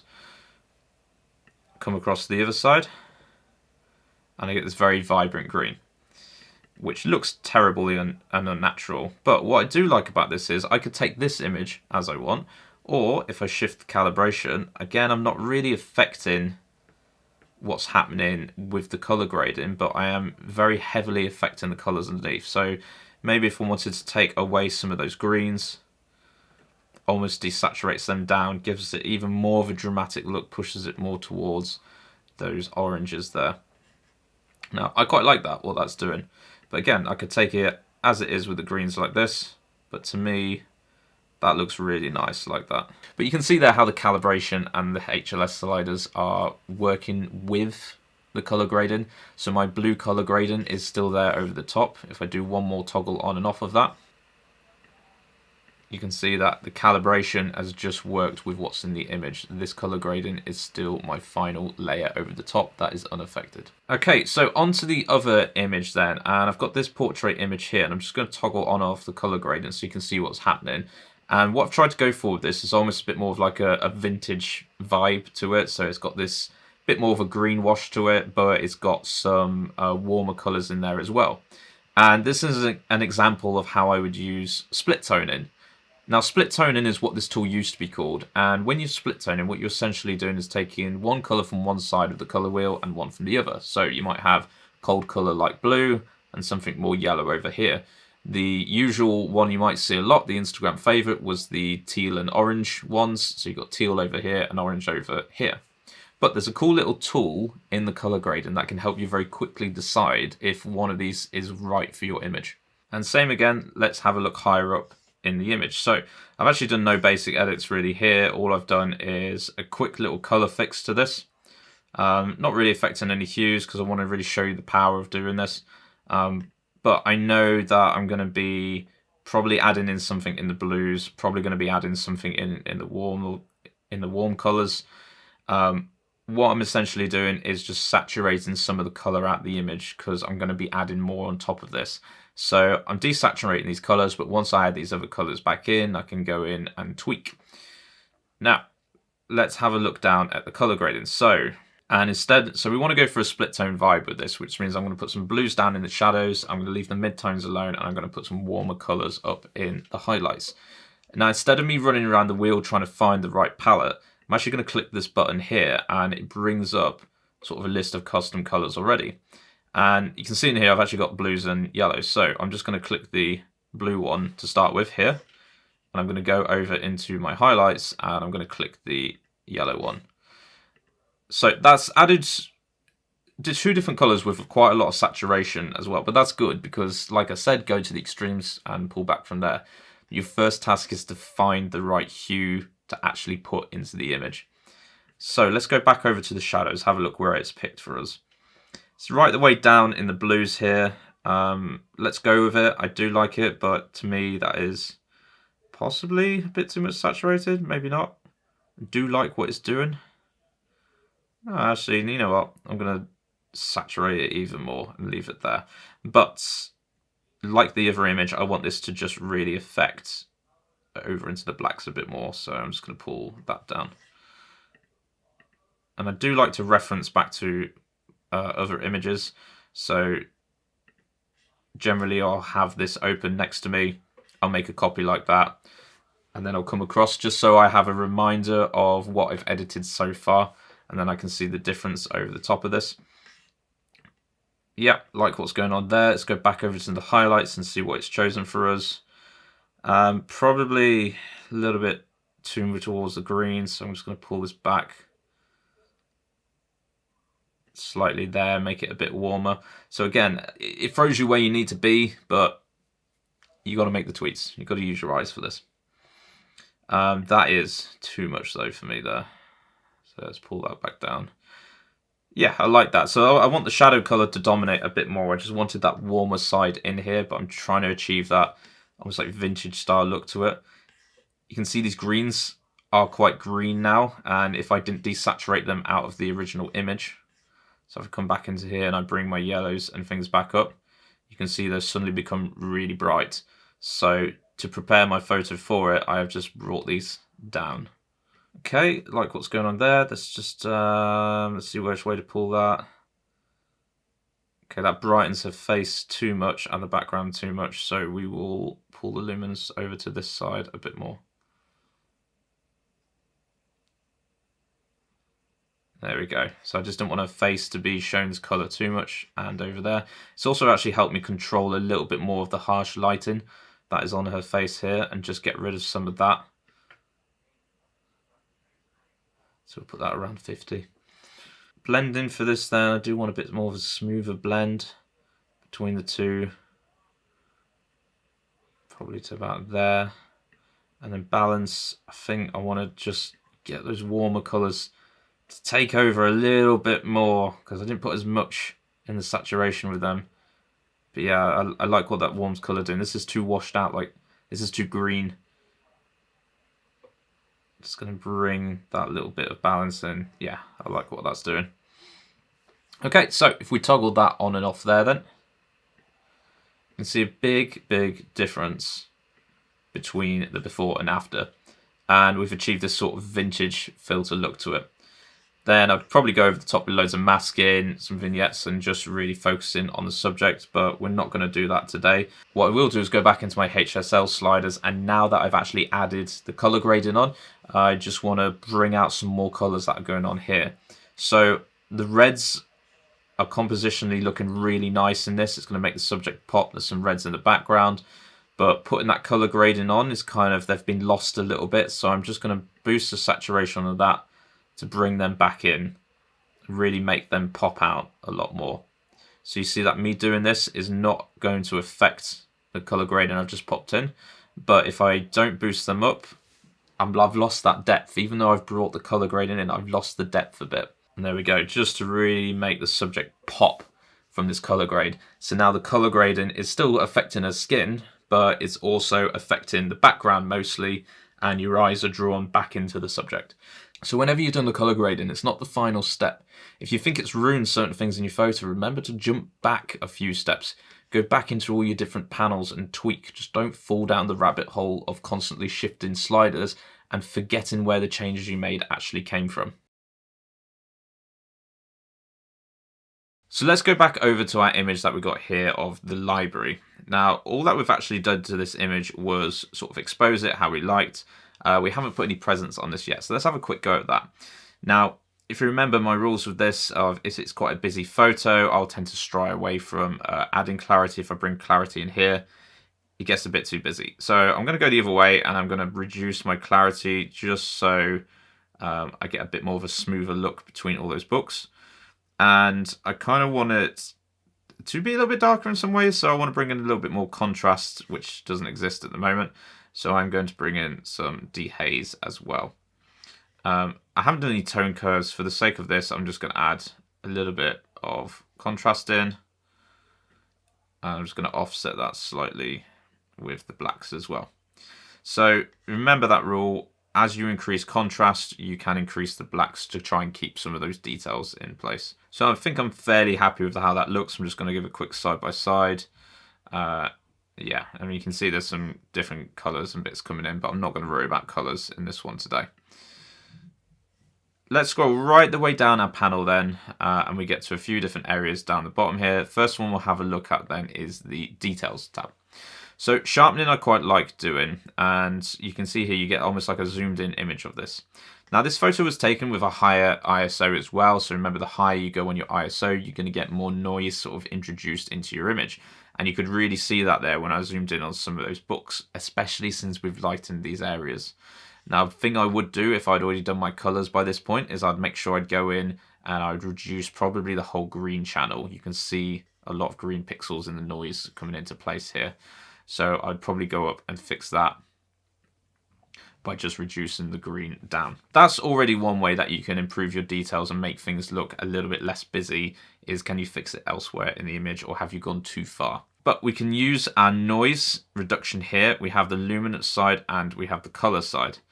As I pull these up, what should happen is you see the size of these pixels that we had coming up here. You should hopefully see the size of them be reduced.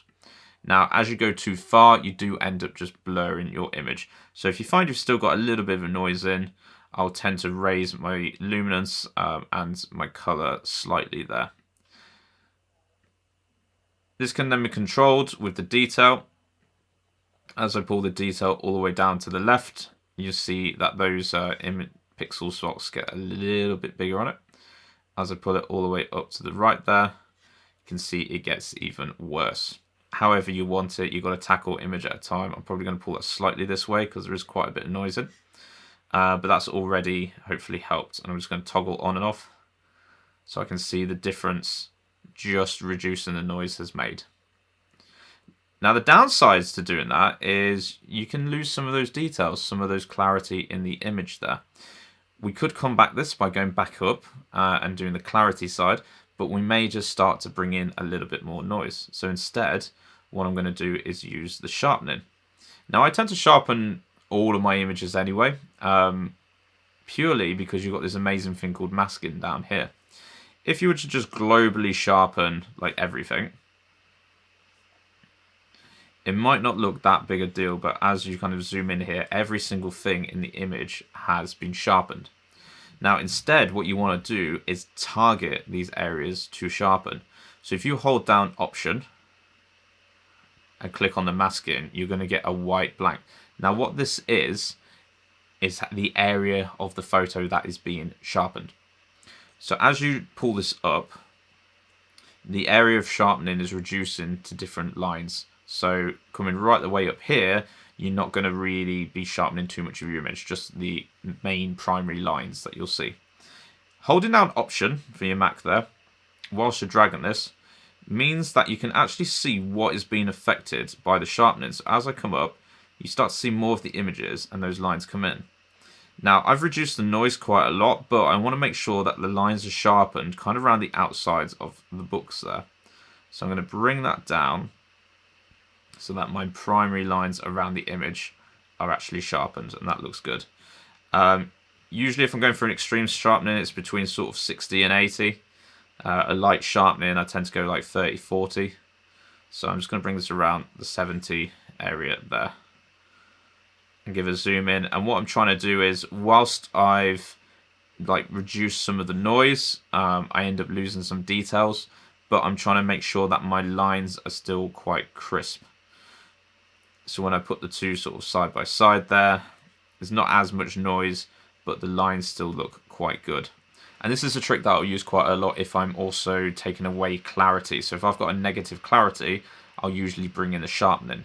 So I'm not adding any extra contrast or anything into the image. Instead, I'm pulling down the clarity side, but I'm making sure that my lines are still sharp, so I'm recovering them the back later on. Of course, you can also just add clarity and add sharpening. That's absolutely fine as well. But I would encourage you to use that option trick and just use that slider to actually see what it is you are sharpening, because you might not want to be sharpening absolutely everything in the image. So I'm fairly happy with how that's looking on there. Let's keep going down. We've got lens correction next. The remove chromatic aberration. Now, I don't think there's much in this image here, but essentially what this is doing, when you zoom in on lines, you might sometimes see like extra colored lines around here, right the way in on it. By ticking this, what Lightroom is trying to do is basically remove those. So if I come in on this bar and I take it back off, you'll see that there is a thin sort of purplish reddish line that's been captured in the image. It's not very prominent in this, but it can be prominent in other photos. So just by ticking that, you're going to get rid of it. The profile corrections one then is also an interesting one. And when you select it, Lightroom's going to try and do a good job of picking basically from the metadata of the image what lens was captured and apply it down here. So I did just use like the stock lens I got with the camera, the 18-55 on this, and it's just pulled it in. And the biggest effect it's had is straightening out lines. Now, I don't always use this, but on an image like this, where you can see there's some very, very straight lines from the pillows and this, and there's just like a slight bow in it. When I pull the profile correction on, it straightens that out, and that line is suddenly nice all the way along there. There's no more bow. Same with the pillars. So it works really well in this context. And these can be controlled then by the distortion and the vignetting down here. As I pull the distortion right the way this side, I get that bow back that was in the original image. If I pull it to the other side, I'm basically going beyond what the lens correction would be for this, and it's the wrong profile in a sense. Now, I don't tend to play around with this too much because I think Lightroom does a really good job of recognizing it. So usually I just go onto there, and I'll just go down the list and try and find the lens that I would have used if it's not been automatically selected. You do get things like Apple smartphones, things like that are also on the list. So if I go into my makes, you can see there I've got all the main brands. Next down then, I'm going to go to the effects side. So this is where we can apply like some grain, and we can apply some vignetting as well. The grain is quite simply, it's just going to introduce more grain into your image. So if I zoom in on a spot again, wait for it to render there, and I bring in some grain, I'm bringing that noise back in.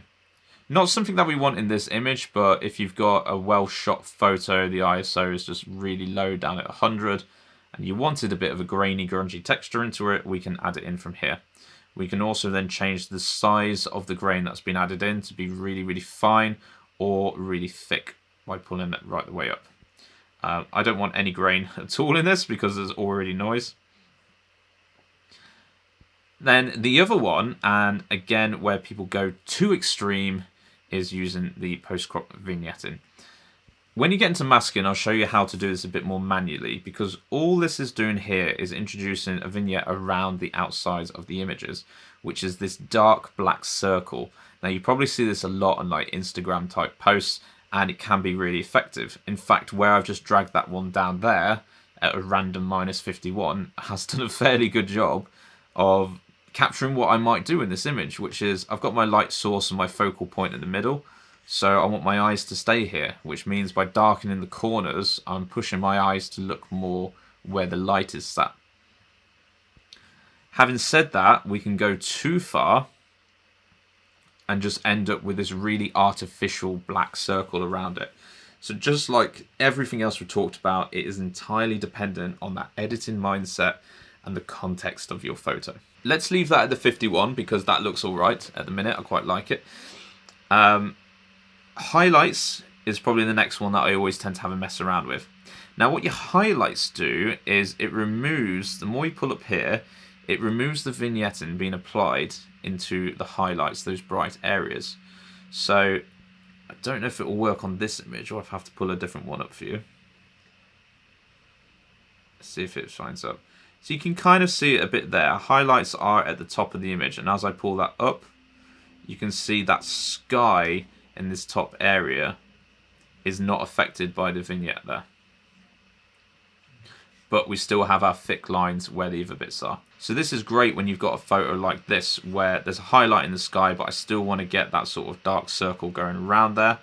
If I take the highlights off and I bring this down a little bit more so we can see the vignette in the sky, you can see it's been affected. Now as I pull the highlights back on there, whilst the rest of my image gets those three corners in the darks, my sky is actually untouched from the vignette. So that's a really handy tool to have. Back over then into our other image. Let's reset this sort of back down to the 50 mark where we had it. And then I won't have the highlights fully extreme because I still want maybe darken that sky at the top a little bit and have my focus with some masking around here.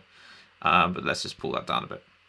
Now the other ones we've got then is the midpoint. So if we pull the midpoint all the way down, what you're essentially doing is you're making that vignette even larger.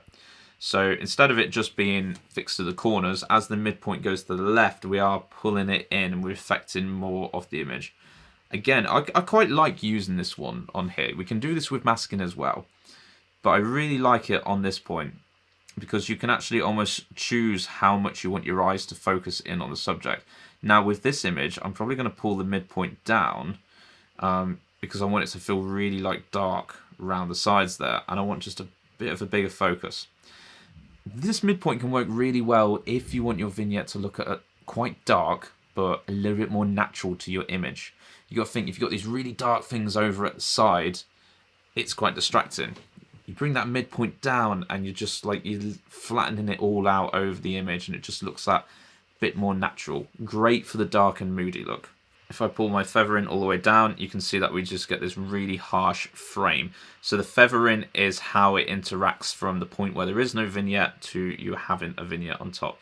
I tend to have it right in the middle on 50, but you could boost it up just to, again, if you've got something that is quite a dark vignette, if I add a little bit more into there, pulling that feathering up may just help how it blends a bit, and you generally have to have a bit of a balance between the feather and the midpoint. If you push that more into the middle and you pull the feathering up, you're kind of pulling it a little bit out from the sides again. Usually I just have that on the 50, like right in the middle there.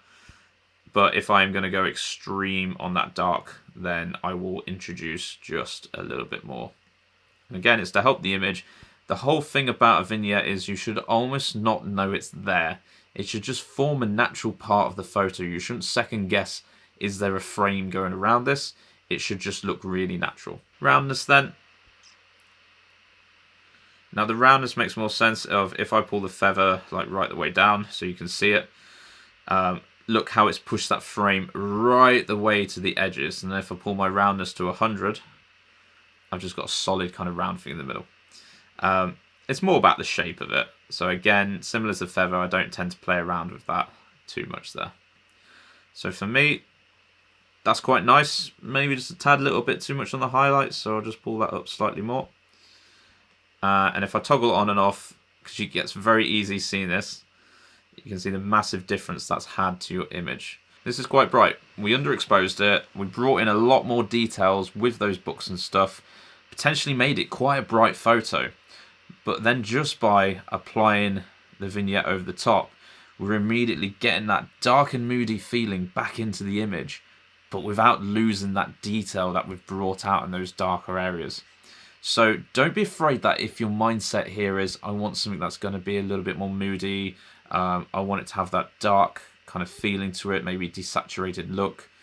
It's fine if your initial edit, without any masking or effects, looks like this, quite bright, because these tools are really powerful. If I put that side by side with our original, you can almost even see that the light that we had down the side here is now back. But the rest of our image feels like it's popping just that little bit more. Toggle on and off again. It's also added a bit more depth into our image. So the original shot is now actually back in with the light sources down here. I love using vignettes, but it's so easy to go too far with it and make them look too artificial. So just be really careful. Remember, go to those extremes, pull back. Don't just use the amount slider. Play around with everything. So that brings us to the end of this part of the course then. Hopefully you got a good understanding of all of the develop panel there. Go away and have a play with some photos, and then I will see you in the next part of the course where we're going to talk about masking.